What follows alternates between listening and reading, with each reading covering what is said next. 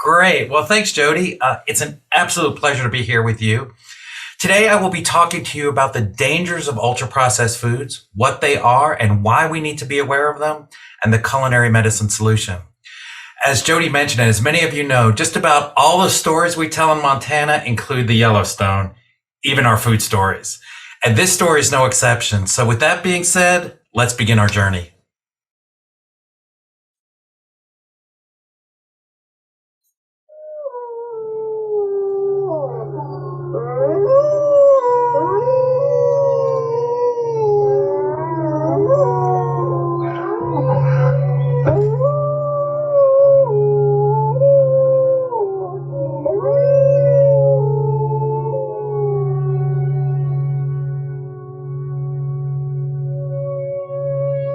One of the most exciting scientific findings of the past half-century has been the discovery of widespread trophic cascades. A trophic cascade is an ecological process which starts at the top of the food chain and tumbles all the way down to the bottom. And the classic example is what happened in the Yellowstone National Park in the United States when wolves were reintroduced in 1995. Now, we all know that wolves kill various species of animals, but perhaps we're slightly less aware that they give life to many others. Before the wolves turned up, they'd been absent for 70 years, but the numbers of deer, because there was nothing to hunt them, had built up in the Yellowstone Park, and despite efforts by humans to control them, they'd managed to reduce much of the vegetation there to almost nothing. They'd just grazed it away. But as soon as the wolves arrived, even though they were few in number, they started to have the most remarkable effects. First, of course, they killed some of the deer, but that wasn't the major thing. Much more significantly, they radically changed the behavior of the deer. The deer started avoiding certain parts of the park, the places where they could be trapped most easily, particularly the valleys and the gorges. And immediately those places started to regenerate. In some areas, the height of the trees quintupled in just 6 years. Bare valley sides quickly became forests of aspen and willow and cottonwood. And as soon as that happened, the birds started moving in. The number of songbirds and migratory birds started to increase greatly. The number of beavers started to increase because beavers like to eat the trees. And beavers, like wolves, are ecosystem engineers. They create niches for other species. And the dams they built in the rivers provided habitats for otters and muskrats and ducks and fish and reptiles and amphibians. The wolves killed coyotes, and as a result of that, the number of rabbits and mice began to rise, which meant more hawks, more weasels, more foxes, more badgers. Ravens and bald eagles came down to feed on the carrion that the wolves had left. Bears fed on it too, and their population began to rise as well, partly also because there were more berries growing on the regenerating shrubs. And the bears reinforced the impact of the wolves by killing some of the calves of the deer. But here's where it gets really interesting. The wolves changed the behavior of the rivers. They began to meander less. There was less erosion. The channels narrowed, more pools formed, more riffle sections, all of which were great for wildlife habitat. The rivers changed in response to the wolves. And the reason was that the regenerating forests stabilized the banks so that they collapsed less often, so that the rivers became more fixed in their course. Similarly, by driving the deer out of some places and the vegetation recovering on the valley sides, there was less soil erosion because the vegetation stabilized that as well. So the wolves, small in number, transformed not just the ecosystem of the Yellowstone National Park, this huge area of land, but also its physical geography.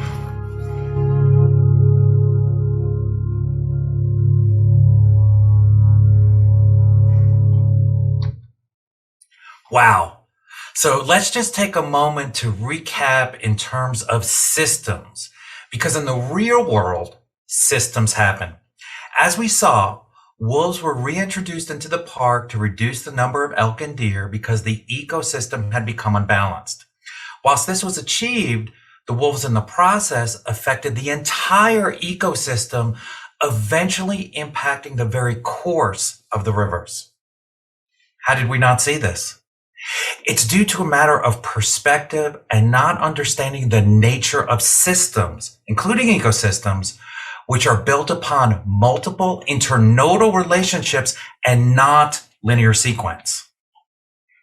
The original plan, add wolves, get less deer, was based on a one variable, one effect hypothesis that initiates from a reductionist first perspective. But as we just mentioned, systems do not work in this simple linear way. There is a universality of the natural world that reveals that everything is interconnected and functions from systems within systems. Like spokes from a hub, multiple relationships connect multiple nodes. Because of this, systems must first be viewed holistically before we can parse them down into reduced or reductionist equations. And this order matters because you cannot go the other way around. Holism is a systems first approach. It is defined by approaching a phenomenon as being an indivisible whole. The simple sum of its parts does not suffice to define it. Holistic thinking is complementary to reductionist thought that tends to explain a phenomenon by dividing it into parts.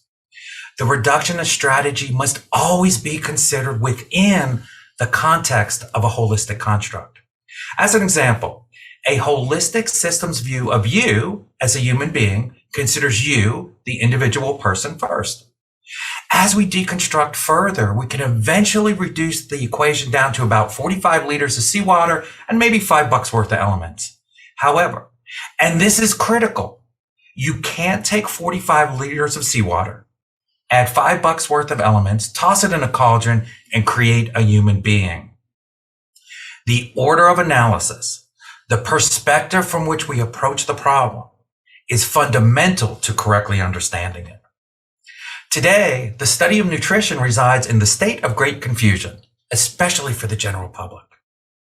For over half a century now, some nutrients like cholesterol, saturated fat, sugars, gluten, salt, and some food groups like dairy, cereals, and meats have been regularly demonized. A nutrient-centered approach has us picking winners and losers, angels and demons from within foods and categories that we have consumed for millennia and made us the most successful species on the planet. It is something that on its surface makes little sense. This state of misperception is the result of the reductionist paradigm that has been applied to nutrition research for more than a century. Carried to its extreme, this perspective has led to accusations about some nutrients in foods. However, the real issue is about foods as a whole, and therefore about their degree of processing, which affects both the food matrix and the composition. Indeed, this only makes sense because what we eat are whole foods, not nutrients. Therefore, we need to start by emphasizing a more holistic methodology. This approach must, in addition to preserving our health and promoting wellness, ensure sustainability in terms of our personal diet, in terms of animal welfare and plant diversity, and in terms of sustainability for the planet. We must understand how the food health relationship must begin with a holistic basis and then engage the essential and complementary derivatives of reductionism.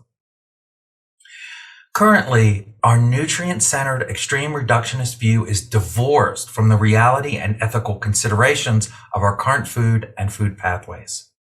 Nutrients alone are recommended to sell foods or incorporated into national guidelines.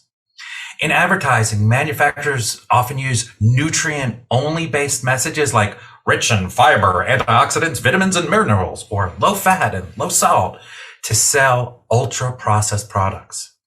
On packaging labels, the only scientific information is that of nutrient composition. Such practices have led to endemic issues with respect to diet-related disability and disease. It's also ultimately led to environmental degradation and loss of biodiversity. We start the journey by acknowledging that we exist as an ecosystem in relation to the food we choose to consume. Our relationship with food starts with whole foods, not nutrients, because what we eat are whole foods. Whole foods are defined holistically, first and foremost, by their matrix. Our growing understanding of the power of food is revealing something extraordinary. As well as the 13 vitamins, there are thousands of other chemicals in food, a multitude of molecules working in complex and often mysterious synergy. Together, they protect against disease, but they don't always have that same power if they're isolated from our food. The real issue is not about accusing some nutrients and lauding others, but about foods as a whole and their degree of processing. Thus far, there are currently no requirements for providing information on the food matrix. Yet, the food matrix effect is the prime driver in defining food health potential. It plays a role in many physiologic parameters. It also has important metabolic effects on the entire gut microbiome. Food health potential must be redefined using a new paradigm, including both the matrix and the composition effects. Nutrients and other compounds are interconnected through a plethora of interactions that yield a synergy of effect beyond any single agent. Each combination and thus effect is specific for each food. Thus, each meal is a potential universe of interactions and effects. As an example, let's look at bread. Consumption of bread is currently a great source of controversy, often just focusing on the gluten content. Let's examine two pieces of bread in which the only difference is the crumb density, which we can affect by kneading, fermentation time, and baking. If we were to read the ingredient label of each of the pieces of bread in the example, the labels would be identical. Concerning bread, it has been shown that the higher the crumb density, the lower the glycemic index, and the higher the satiation potential. Again, in this example, the composition is exactly the same. Only the crumb density varies. Yet, the physiologic effects differ as a result of differing food matrices. Another example involves pasta. At an identical composition, but with different form or thickness, the glycemic responses differ. For example, macaroni has a greater glycemic index than spaghetti, and thick linguine has a greater glycemic index than thin linguine. Again, the composition does not change. Again, the ingredient labels would be mirror images of each other. Yet again, the physiologic responses, the biological impact differ. The only variable here is the food matrix. As another example, let's look at cheese. Starting with the same batch of buffalo milk, but by using different temperatures and techniques, we can create buffalo milk mozzarella or buffalo milk ricotta. As we noted previously, the ingredient labels would be identical. Yet, these different cheeses lead to different protein bioavailability and metabolism and different kinetics of satiation and appetite hormone secretion. Our bodies respond differently to each kind of cheese based on its underlying matrix. Again, the initial composition is exactly the same. What differs, as you can see in these scanning electron micrographs, is the matrix. By the way, you can see the linear arrangement highlighted by the arrow in the mozzarella picture. This unique alignment forms as a result of pulling and stretching the cheese as you make it. And this is also what makes mozzarella so ooey gooey and deliciously stretchy pulley when you put it on pizza. These actions that form the food matrix also translate into tremendous effects with respect to our health and wellness. It is only after the matrix is fractionated that we have access to nutrient composition and can identify and quantify it. This is what we call the reductionist and quantitative fraction of food health potential. This is the composition effect. The matrix effect takes precedence over the composition effect in defining the health potential of food because we first eat food matrices. Then we break that down into nutrients. Nutrients are included in the matrix, not the other way around. It has been a grave mistake to proceed from a nutricentric focus and an even more egregious error to equate health potential with caloric content. A 500 calorie dessert souffle is in no way, shape, form, function, or effect equivalent to a 500 calorie bowl of wholesome, real ingredients. This is just common sense. We must now move from reductionism to holism. We must move from defining and limiting food health potential from one or two nutrients to understanding all whole foods are a complex set of hundreds, if not thousands, of interacting nutrients and other compounds. We must first think holistically, then follow with reductionist studies. The real issue is not in the nutrient or caloric content, but in the matrix environment. This, in turn, is greatly influenced by processing. Foods must be viewed as a whole, not as a collection of parts or isolated nutrients. Whole foods have different health properties than do fractionated and recombined foods, even when of identical composition. Nutrients act differently within the human organism when found in natural matrices than when added into artificial matrices. Indeed, when present in natural whole foods, polyphenols, minerals, and other phytonutrients act in synergy. This synergy is often lost when these nutrients are extracted from their initial matrix and incorporated into artificial matrices. This is particularly true, as we've seen in many clinical trials for antioxidants. Antioxidants that are beneficial when consumed from whole foods and acting in synergy fail when given as isolated supplementation. Reductionist thinking has led to fractionating, recombining, extraction, purification, and hydrolyzation of the authentic foods offered by nature into isolated industrial entities like gluten, modified starches, glucose and fructose syrups, protein isolates, invert sugars, and other complexes. The production and sale of such ingredients are now, unfortunately, largely more profitable than selling the original whole foods from which they are derived. These deconstructed components, together with industrial additives, are recombined to provide ultra-processed foods, which in many cases are then offered up as healthful options.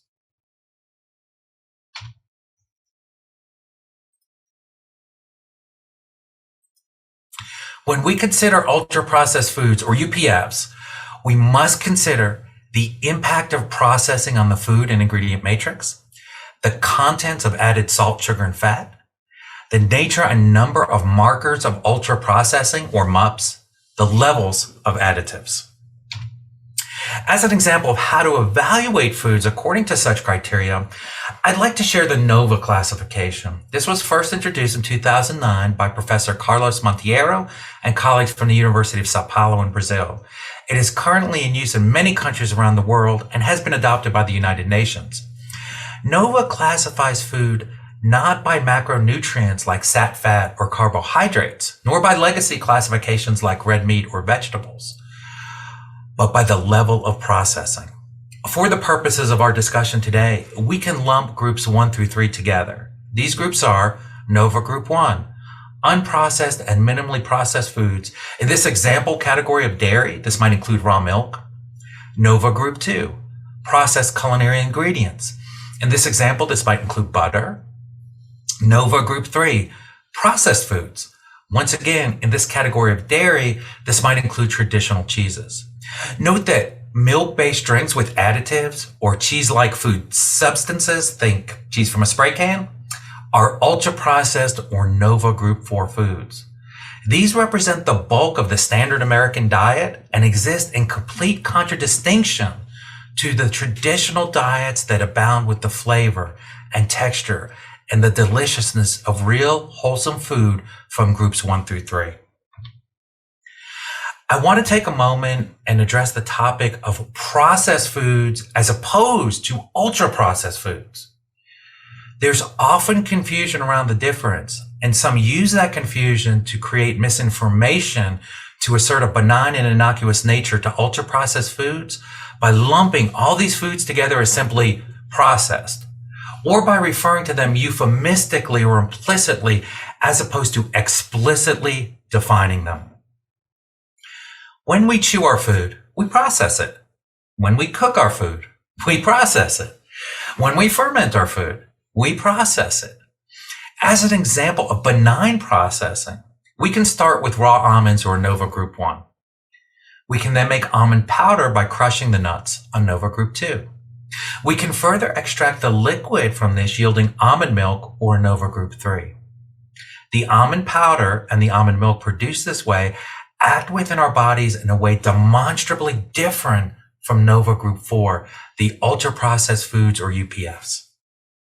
These Nova Group 2 and 3 constituents are generally referred to as non-markers of ultra-processing or non-MUPs. Non-MUPs are raw ingredients or materials that have not been highly modified from the initial matrix. The original matrix is not completely degraded. What also differentiates non-MUPs from MUPs, which we'll cover shortly, is the fact that non-MUPs are not devoid of protective bioactive compounds, even though their food matrix might have been slightly altered. Markers of ultra-processing, or MUPs, on the other hand, are obtained by synthesis or by a succession of physical, chemical, and/or biological processes leading to substantial deterioration of the original matrix and the loss of protective bioactive compounds compared to the original. MUPs can be ingredients or additives.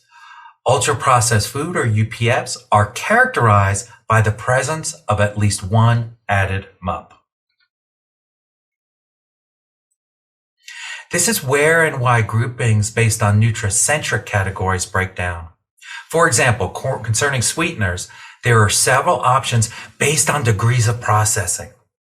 Honey is less processed and is healthier than table sugar. High fructose corn syrup, or HFCS, is more processed than table sugar. HFCS also produces distinct and unfavorable metabolic effects, notably leading to fatty liver and to liver triglyceride accumulation. By degrees of processing, we can see that within the category of sugar-containing sweeteners, HFCS is a MUP. The addition of HFCS to a manufactured product, therefore, defines a UPF. This in turn correlates with the risk of developing chronic disability and disease. MUPs, as we mentioned, can also be additives. The risk of assessment of additives is in addition to the evaluation of the degree of processing.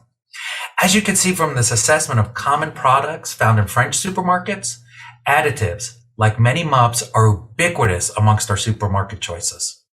For example, when you look at plant-based milk substitutes, which many people pay a premium for in the belief it is a more healthful option, over 50% of these contain additives that render them Group 4 or UPFs. There are currently more than 10,000 additives used to enhance the shelf life, appearance, or taste of foods in the United States. This includes over 3,000 that are generally recognized as safe or operate under the GRAS approval.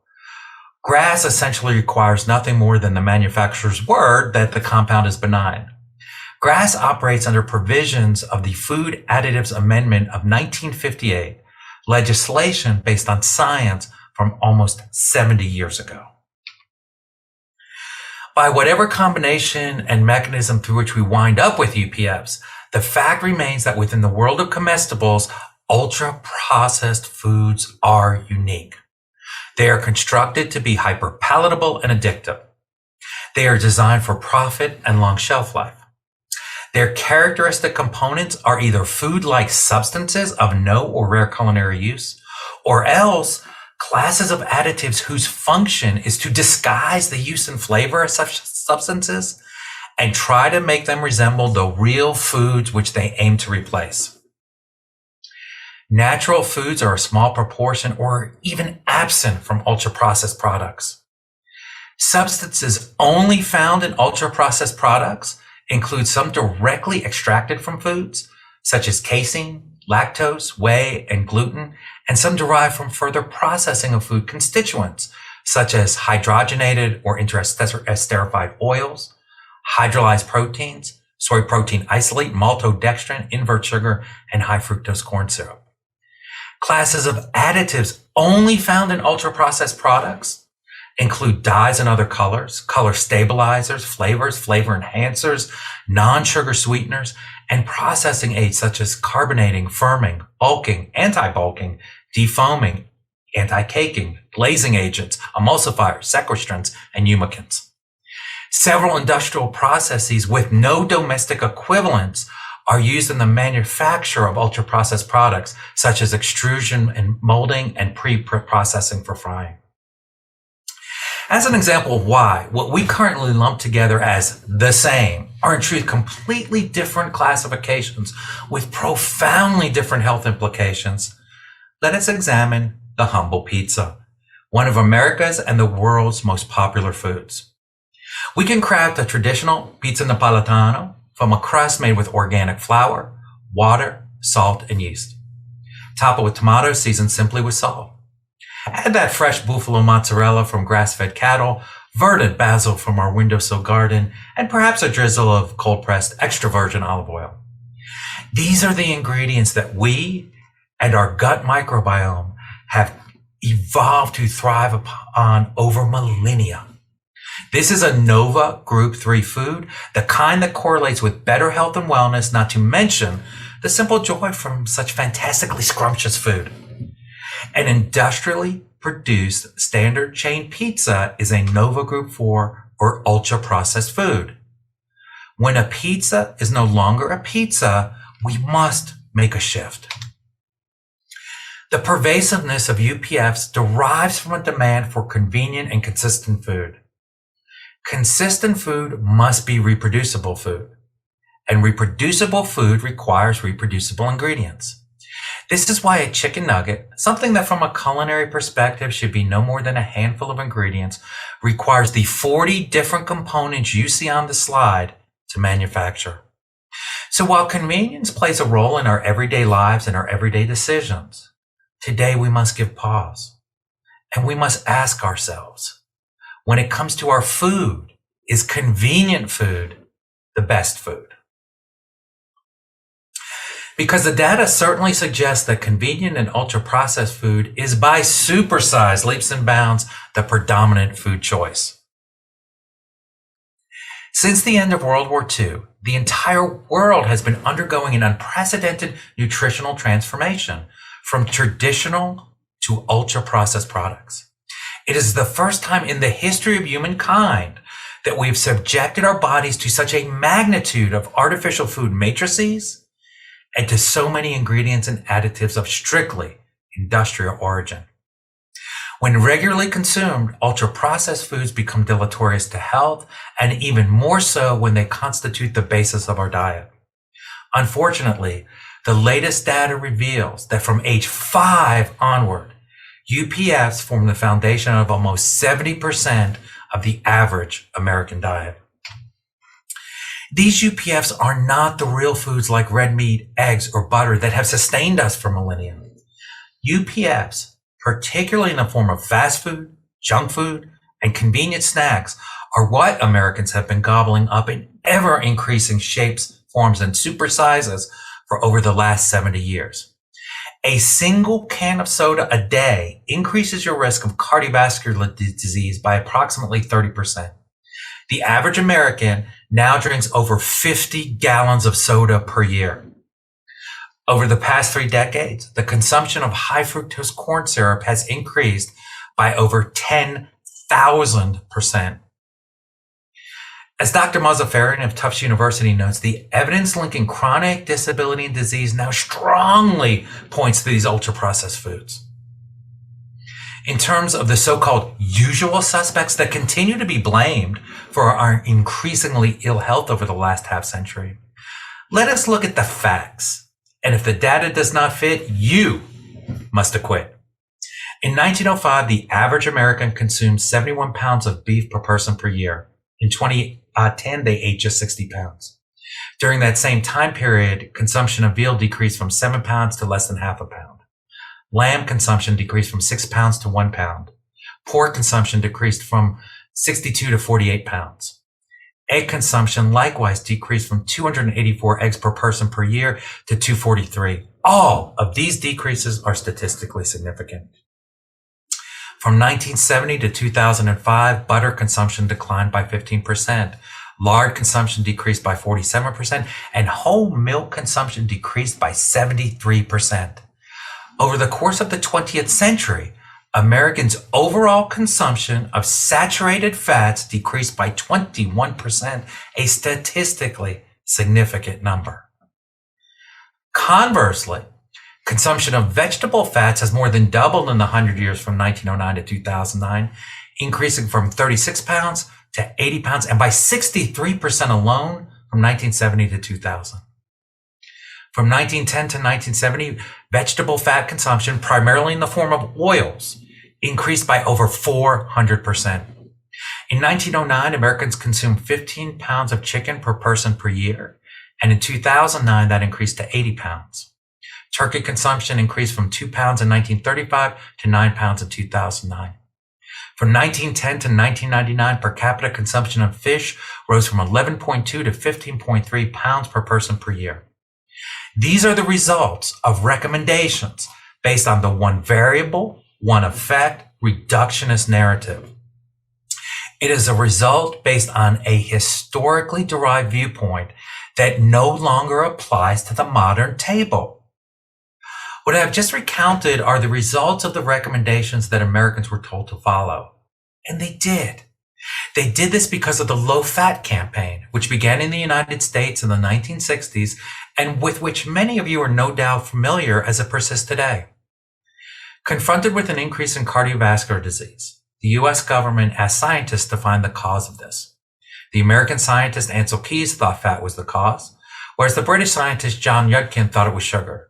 The battle lasted several years until the so-called fat hypothesis won. After this, the U.S. government asked the industrial agri-food industry to produce and market low-fat foods, and they launched the now famous low-fat campaign. Unfortunately, it was only after this campaign started that obesity prevalence exploded in the United States.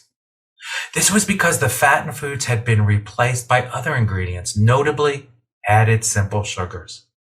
This is typical of the reductionist approach, which searches for the cause of disease in one nutrient. The real issue is not fat or sugars, but the vehicle of these nutrients, that is, increasingly rampant ultra-processed foods. What distinguishes UPFs are the industrial nature and the purpose behind their processing.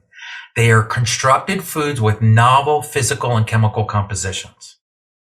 Currently, according to a recent study, 99% of the guidelines worldwide utilize some form of nutrient-based messaging. They tend to either promote positive nutrients, for example, vitamins, or discourage the consumption of negative nutrients, primarily focusing on items like salt, sugar, and fat.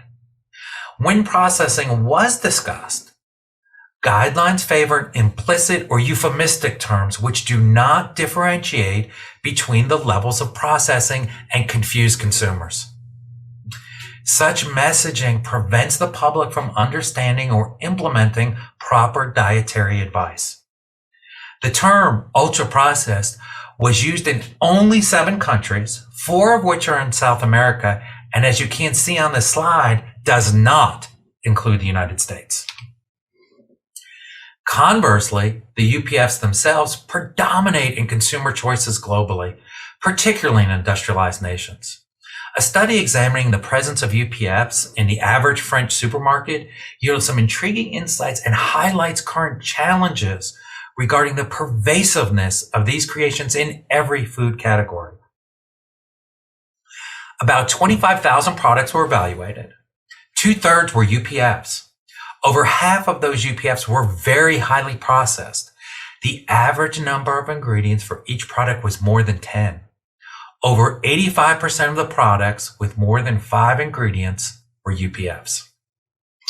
Amongst the 81 food categories initially defined, 6 contained a high percentage of UPFs, and these were salted meat, cooked or pre-prepared dishes, flavored yogurts and white cheeses, energy and gourmet bars, breakfast cereals, and vegetarian dishes. A similar study carried out in New Zealand supermarkets identified 83% of packaged foods as UPFs, and these foods were also the least healthy. In another recent US study, it was found that amongst over 230,000 packaged foods and beverages, over 70% were UPFs. So we can see that the data is consistent across the globe in terms of ultra-processed food omnipresence, particularly in industrialized nations. Such UPF prevalence correlates directly with our current endemic of chronic disability and disease. These are the latest obesity statistics from the CDC through 2018, published just a few months ago. The average for all states is 42.8%, up from 30.5%, a roughly 40% increase. Severe obesity nearly doubled, going from 4.7 to 9.2%, and represents amongst the fastest growing segments. You can just go ahead and superimpose type 2 diabetes and all the disability and disease associated with it on this map. As we just discussed with the French study, it is not just the United States. The singular truth is that not one of the 195 countries on the planet that have seen this rise in obesity and type 2 diabetes has been able to reverse it. And they all have one thing in common: ever increasing consumption of ultra-processed foods. 4 of the 5 leading causes of US deaths are chronic diseases that can be prevented and significantly attenuated by lifestyle changes like diet modification. Studies show that the consumption of ultra-processed foods is associated with a significantly increased risk of developing many chronic disability and diseases. UPFs are tightly linked to the development of 3 of the most ever-present and deadly blights worldwide: obesity, type 2 diabetes, and heart disease. Most importantly, they are also clearly linked to an increased risk of early mortality. Research published in 2020 suggests that diets high in ultra-processed foods contribute to accelerated physiologic aging at the cellular level, as evidenced by shorter telomere length. The evidence is also clear that these ultra-processed foods alter in a negative way our symbiotic organ, our gut microbiome. There is simply no denying the incontrovertible link between ultra-processed foods and the risk of developing chronic disability and disease and early mortality. A particular challenge in addressing the ubiquity of UPFs actually has less to do with their composition and more to do with their marketing. Aggressive marketing of UPFs contribute to their overconsumption. A specific characteristic of UPFs reflected in their formulation is what makes them hyperpalatable, cheap to produce, attractively marketing, and convenient. A common tactic in marketing UPFs is to present them as healthful options, although they are highly processed and contain many additives. As an example, let's look at this rather promising box of breakfast cereal. Firstly, there is whole grain wheat and corn that's milled just for us. That sounds nutritious since it's whole grains. Next, it's simply cooked into delightful bite-sized bits. Brilliant! Then it's mixed with Milo, whatever that is, but apparently it's going to make it tasty. Finally, it's simply toasted for extra yum. Perfect for us and the kids, except the milling is actually extraction, which destroys the food matrix. The cooking is a manufacturing extrusion process. Milo turns out to be a bunch of MUPs and additives, and the gentle toasting turns out to be an industrial high temperature treatment. This is a classic, highly ultra-processed product bait and switch, and unfortunately, what many people and children eat each morning thinking they are making healthy choices. Such UPFs often contain many markers of ultra-processing or MUPs. They also often contain different levels of added culinary ingredients, principally fat, sugar, and salt. Ingredients which are added in combination to maximize the bliss point or the consumer's dopaminergic pleasure response. Our dopaminergic pleasure button is how we respond to opiates, and we're all aware how well that's working out for us. These manufactured items may also exhibit different degrees of food matrix degradation. These reassembled artificial matrices, particularly after certain additives are incorporated, are often then promoted as healthful options, as we just mentioned. For example, as per the USDA and the Food Safety Inspection Service final rule of March 2014, and I quote, whole grain breakfast cereals need only have whole grain as the primary ingredient. Dividing whole grain cereals into several bioactive compounds has led to marketing reconstituted whole grain products, such as whole grain soft bread or whole grain breakfast cereals, as healthful options. Yet, these products are ultra-processed foods without the same positive health effects as real, authentic, minimally processed whole grain foods. And it is not just the children that are victims of such marketing ploys. McDonald's advertises its oatmeal as a bowl full of wholesome. We are informed that those oats are not only delicious, but a wonderfully healthful choice. But it's also not just the food industry that bears culpability for creating such misinformed messaging. A Healthiest Fast Food Breakfast 10 Good Picks segment aired on CBS News. They reported that, and I quote, the judges praised McDonald's for adding this good for you pick. With fresh fruit to its menu, this tasty treat includes diced green and red apples, dried cranberries, raisins, a touch of cream, and brown sugar.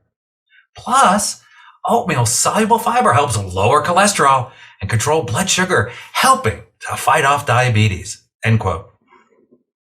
Yet, in the McDonaldization of oatmeal, the process has managed to turn oatmeal into yet another bad choice. The ingredients, as Mark Bittman wirily observes, include oat, sugar, sweetened dried fruit, cream, and 11 weird ingredients you would never keep in your kitchen. That serving of McDonald's oatmeal contains more sugar than a Snickers bar. Hardly a good pick to prevent diabetes. Much of this current conundrum began following World War II, when the industrial production of foodstuffs led to fundamental changes in our food and food pathways. These influences manifested in the cultural zeitgeist of the time, which embraced the concept of leisure time. The idea we bought into was that food preparation was drudgery, and it was better left to modern commercial solutions.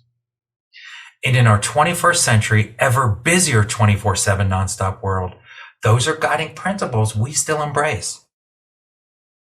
In truth, and to be quite fair, these companies are only giving us what we want. Because what we want, apparently above all else, is convenience. Not quite a decade ago, Greg Creed was CEO of Yum Brands, which owns the Pizza Hut chain as well as KFC and Taco Bell. He gave a business presentation titled, Skip the Quality and Focus on Convenience. During the presentation, Creed said there was a time when the way to beat the competition was to have a better quality product. He said he now believes that convenience trumps quality and nothing beats easy. The company shifted its efforts from making a better quality pizza to convenience. They shaved time off drive-through waits, pushed into areas like catering, delivery, and mobile ordering. Since then, Pizza Hut is focused almost exclusively on convenience by pursuing the easy beats better model. The result is that Pizza Hut sales have soared, and it is currently the number 2 pizza chain in the United States. The public understands what it is getting. No one is consuming these comestibles with the idea that they are either gourmet or healthful. As Marion Clark from the Washington Post observed over 3 decades ago, no one, he, knows exactly what's in those hamburger patties. Let's face it, Nobody thinks about what's between the buns at McDonald's. You buy, you eat, you toss the trash, and you're out of there. We have become enamored of the constancy that lets us have a hamburger in New York City taste exactly the same as a hamburger in Los Angeles and everywhere in between. And this consistent food has become safe food, which has become predictable food, which has become uniform food. And uniform food, as we have mentioned, requires uniform and standardized ingredients. But what the public at large is unaware of is that there is a sacrifice to be made upon the altar of convenience. Every fast food meal comes with a Faustian price tag.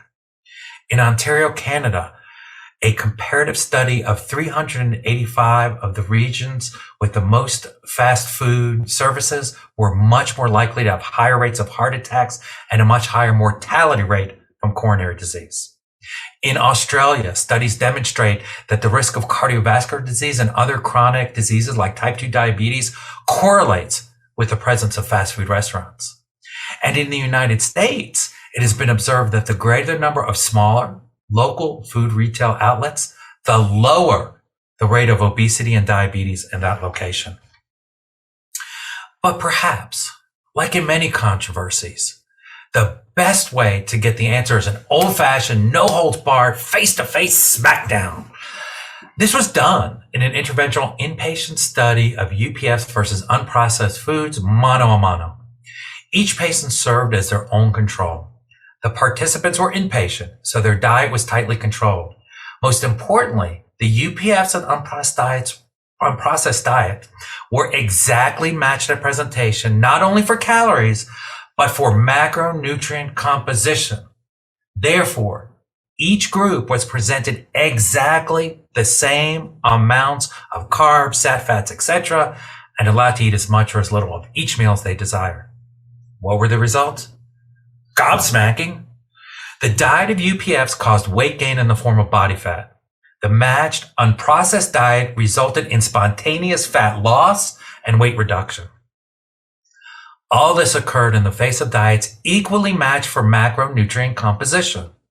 Since the diet composition was the same, this increase had to be attributed to other factors, notably the food matrix and the presence of cosmetic ingredients and additives. In other words, the MUPs, characteristics of ultra-processed foods. Thus, we can see that ultra-processed foods are the harbingers of dietary-derived disability and disease through disruption of the food matrix and subsequently altering food composition in a Frankensteinian manner. When we view this reality through the fresh lens of holism, complemented by traditional reduction methods, we arrive at a new paradigm. Culinary medicine is born from this quantum change in our perspective regarding what we eat and who we are. Culinary medicine, as we teach it at the University of Montana, is the multidisciplinary application of evidence-based decision-making in the selection of ingredients and techniques used in preparing foodstuffs with the goal of achieving and maintaining health and wellness through an optimized food experience. The goal of culinary medicine is to change our individual relationship to the food experience. The goal of culinary medicine is to empower the individual to positively reestablish, reconnect, and reforge their relationship to their food experience. Because this food relationship, from the moment we bond with our mothers over breast or bottle, is the cornerstone for all the other relationships in our lives. And our foundation stone for this culinary medicine approach is the tombstone of ultra-processed foods. The culinary medicine solution starts with labels. The first step is to know thy enemy. Step 1, read the label. Anytime you see partially or fully hydrogenated vegetable oils used, there are trans fatty acids present. The labeling laws allow manufacturers to claim 0 TFAs based on a less than certain amount per serving size, which in the real world bears no relation to actual consumption. Step 2, simply count the ingredients. Simply count the ingredients on the label. Food products with more than 5 ingredients are very likely to be UPFs. Remember, to stay alive, keep it to 5.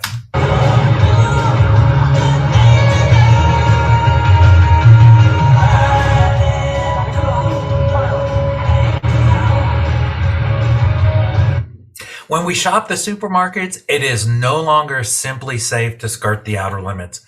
We must know the 6 danger zones. Start thinking in terms of UPF food categories, many of which are often touted as healthful by emphasizing nutricentric composition or playing upon so-called conventional wisdom and traditional perception like being a vegetarian option. Amongst food categories, 6 contain a high percentage of UPFs. 94% of salted meats were UPFs, 95% of cooked dishes or pre-prepared meals, 95% of flavored yogurts and white cheeses, 81% of energy and gourmet bars, 80% of breakfast cereals, and almost 90% of vegetarian dishes were UPFs. But supermarket know-how is not enough. We must also connect to our food at the source and understand where it comes from and how it reaches us. We must know our food pathways. Intensive industrial plant monocultures and conventional animal farming, particularly concentrated animal feeding operations or CAFOs, decrease both plant and animal biodiversity and damage the environment in unsustainable ways. Currently, we select plants or animals based on their ability to produce as much product as quickly as possible. Over the last century, it is estimated that 70 to 90% of plant species have disappeared, according to the UN Food and Agriculture Organization.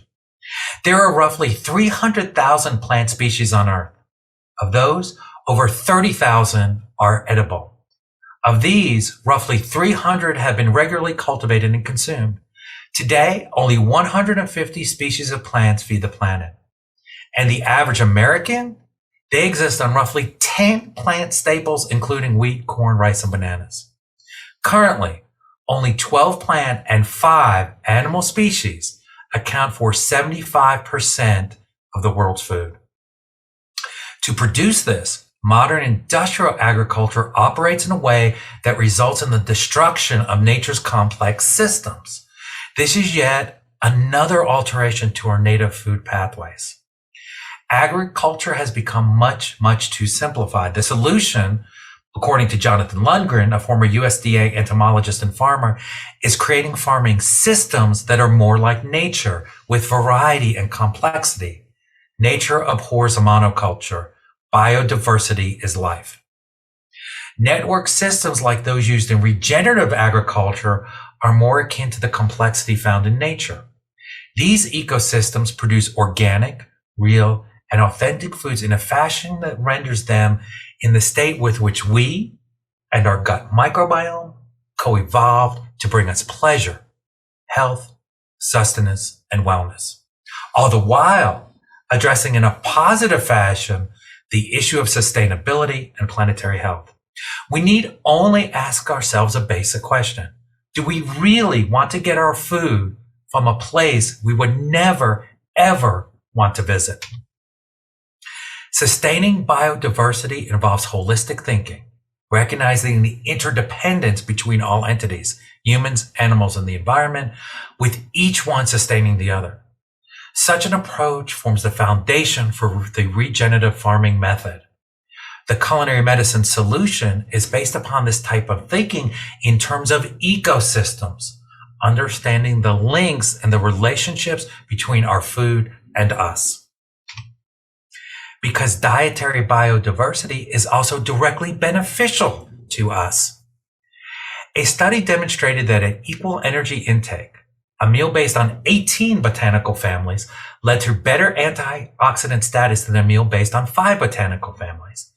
The researchers concluded that botanical diversity plays a role in the bioactivity of a diet rich in fruits and vegetables, and that a small number of a myriad of phytonutrients are more beneficial to health than large numbers of a small number of phytonutrients. Another study focused on cognitive abilities.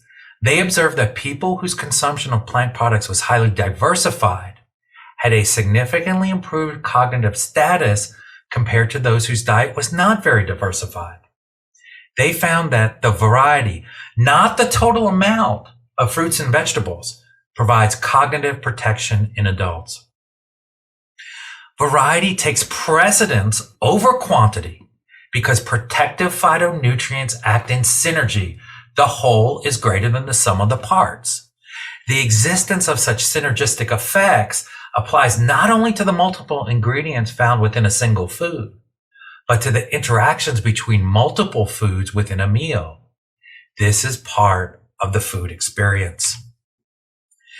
This holistic approach extends into how we source those ingredients that comprise the meal. It is the Hogwarts of culinary medicine. It is the art of sorcery. This is how we go about evaluating potential foods and ingredients. The first is the assessment of the degree of processing, followed by more specific and reductionist criteria, but not the other way around. In other words, we do not start by looking at nutrients first. First, we view through the lens of processing, as this deals with the food matrix. Then we drill down to study the food's health potential by its parts. We view it in terms of systems first. Is it a UPF or not? Then we drill down into details. How was it bred? For example, is it a wild-caught salmon or farm-raised from who knows where? What was it fed? For example, is this conventional GMO corn treated with pesticides or an heirloom organic varietal? Where was it led? For example, what, if any, is the level of post-processing? We could use that quick check, remember, to simply count the number of ingredients on the label. More than 5, and there is a roughly 85% likelihood that the item is ultra-processed. Remember, to stay alive, keep it to 5. As the questions we use in the art of sorcery intimate, the quality of ingredients in foods can differ between the same foods based on how they are grown or raised. Real foods have what the French term a terroir. Terroir is most often used in terms of describing wines. It refers to the unique environmental factors that affect a product. Collectively, all these variables manifest as a certain characteristic that reflects the unique environment or ecosystem. Terroir is quite literally the taste of the place.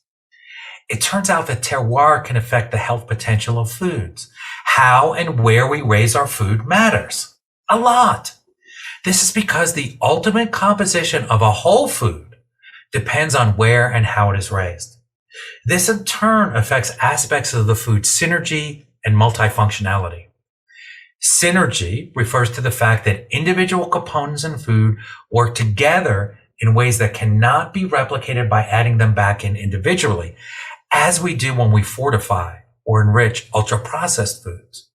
For example, the combinations of antioxidants in whole grain wheat have an effect greater together than individually. Multifunctionality refers to the multiple health effects that one compound can have. For example, the multiple effects of fiber found in whole grain wheat. Both synergy and multifunctionality are impacted by the matrix and the compositional effects of food, which in turn are impacted by how and where it was produced. Concerning how food is grown or raised and organics, briefly and broadly, organics tend to be better. As an example, organic plant-based foods have generally better nutritional densities, notably in antioxidants. And cows pastured on grass, compared to with cows raised on soy and cereal cakes, produce milk richer in conjugated linoleic acid and omega-3 fatty acids. We can summarize much of this information into the 85% rule. Consume a diet that is roughly 85% plant-based, but not plants exclusively. Consume 85% of energy not from UPFs. Several European health agencies, based on available data, generally recommend not to exceed 15% of daily energy from UPFs. To stay alive, keep it to 5. If there's more than 5 ingredients listed, there's roughly an 85% chance that item is a UPF. Keeping our intake to less than 15% of UPFs includes all UPFs, even those currently being force-fed to us that they are a healthy and preferred choice. Part of this is no doubt driven by the estimated $1.5 trillion market potential of the beyond impossible food-like creations. These types of foods are the uber ultra-processed food offerings of UPFs. Therefore, it just makes sense not to consume too much of these very highly processed UPFs, regardless of whether they are derived from plant or animal origin. In addition, it has been recently shown in studies that increased servings of ultra-processed plant-based foods increase the risk of coronary heart disease in the same way as the increase in animal-based foods. It appears that plant-based UPFs are no better an option, at least with respect to cardiovascular disease, than any other UPF. The culinary medicine solution is at its heart a simple approach.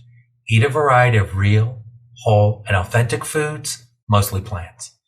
Seek a diet rich in minimally processed and varied plant-based, but not plant-exclusive foods.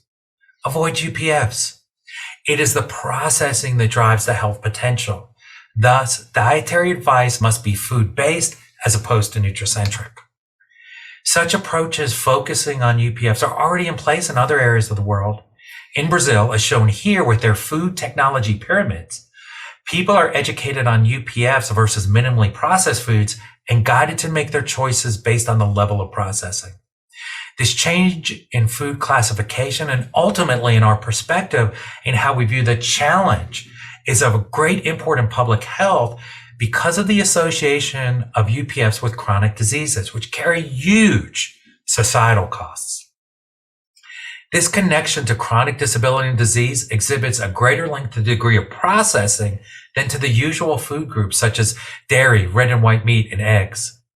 This is what led to the replacement of the usual food pyramids with technological pyramids such as those reproduced here and published in the dietary guidelines for the Brazilian population.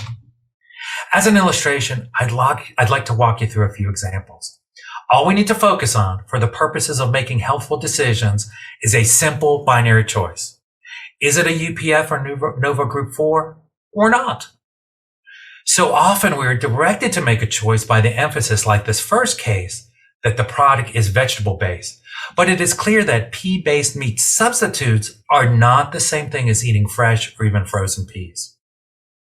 Condiments like ketchup that may be plant-based are, along with dressings and baked goods, the number one source of unwanted fats and oils in the standard American diet. These ultra-processed nightmares render that salad drowning in dressing that you chose as a healthy option an exercise in futility.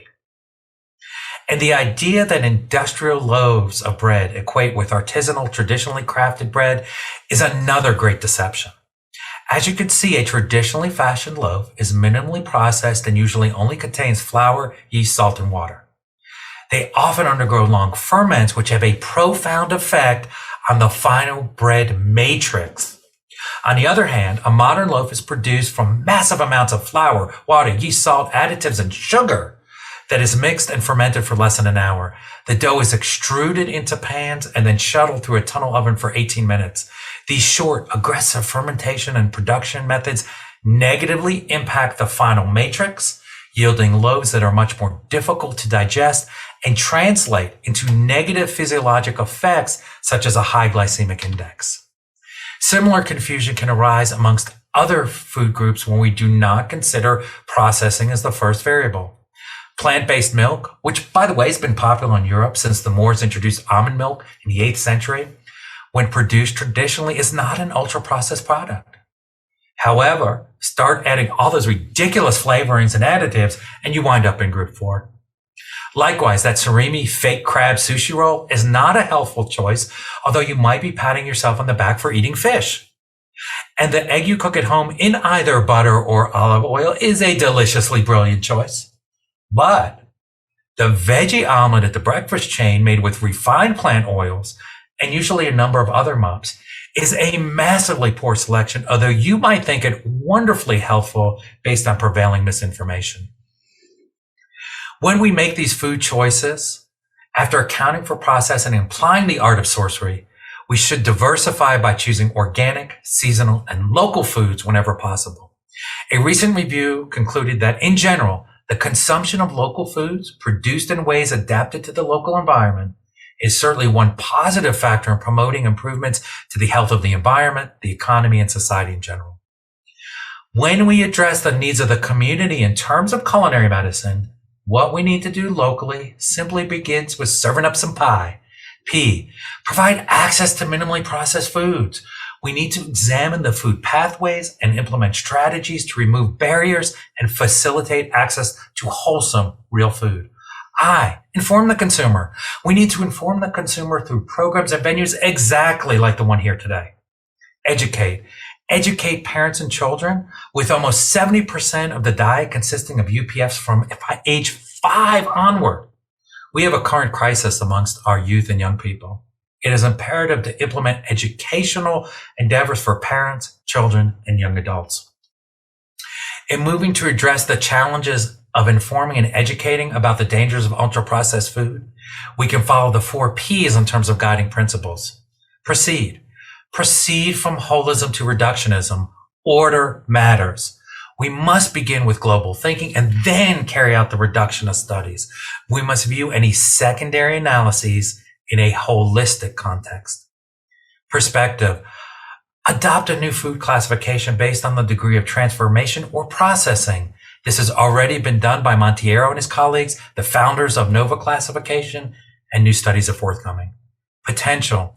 Do not restrict the health potential of foods to only the nutritional composition, but include the characteristics of the matrix, the qualitative and holistic aspects. It is only through this prism that we can effectively combat the growing scourge of industrially based dietary disabilities and diseases. Primary prevention. Develop and implement more targeted primary prevention strategies, as opposed to the current practice of simply reacting to the onslaught of diet-related disabilities and diseases with ever more pharmaceuticals. Our culinary medicine solution is a sustainable one. As such, it addresses several dimensions of sustainability.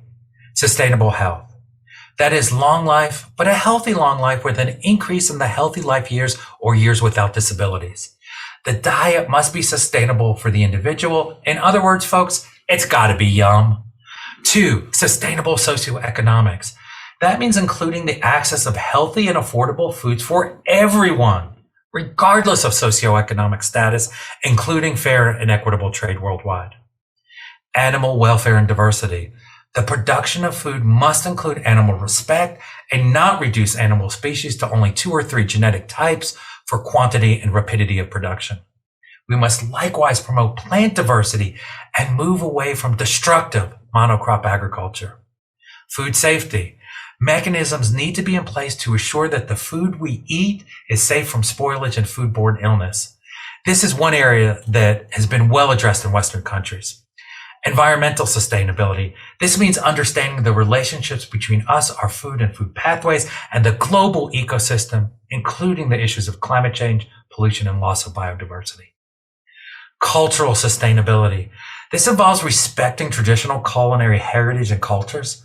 When standardized junk food, ultra-processed, and fast foods are substitute for traditional dishes, cultural sustainability is threatened. It can quickly escalate to the point where fast foods become the new cultural standard. Persistent predictability demanded by the fast food industry and by ultra-processed foods eventually leads to homogenization. Increasingly, anywhere you go in the United States and in many cases abroad as well, you're likely to find the same products offered in the same way. The result with respect to cuisine is a decline in ethnic and regional foods and a reduction in food diversity. The solution's not easy, but it is not complicated beyond our reach. It requires that we examine ourselves, our ecosystem, within the larger ecosystem of nature. We are well aware of the concept of survival of the fittest, of competition for survival in the wild. But both ancient wisdom and modern research reveal that natural systems are at least, if not more, as much about cooperation. Through these connections, through relationships of ecosystems within ecosystems, nature regenerates herself with diversity. The problem for us as a society is not in seeking reduced risk of harm in the form of predictability. The problem is that as a society, we've surrendered the responsibility for providing safe environments to commercial interests. The modern Western diet, in terms of its comestibles and consumption, is both dehumanizing and disenchanting, to say nothing of the disability and disease that are its legacy. But what is needed is not an abandonment of the rationalization process, but a greater understanding and human, not corporate control. Industrial technological predictability is of great benefit when landing an aircraft or performing open heart surgery. Its role is much less clear when it comes to eating. The production, the sourcing, the preparation, the cooking, the eating, and perhaps most importantly, the sharing of food as a meal is what comprises the food experience. And like any experience, it is the qualitative aspects of that experience that produce the magic, the dreams, and the poetry. An assembly line meal may be efficient, but it hardly inspires. Cooking from scratch or ordering a meal where the focus is on fresh, wholesome, and seasonal ingredients is by necessity an unpredictable enterprise. But in many ways, it is this unpredictability and singular experience that gives such a meal its value. It becomes not just an exercise in sustenance, but a true food experience. When it comes to your diet, your food, your choices, and your relationship with food, be the wolf.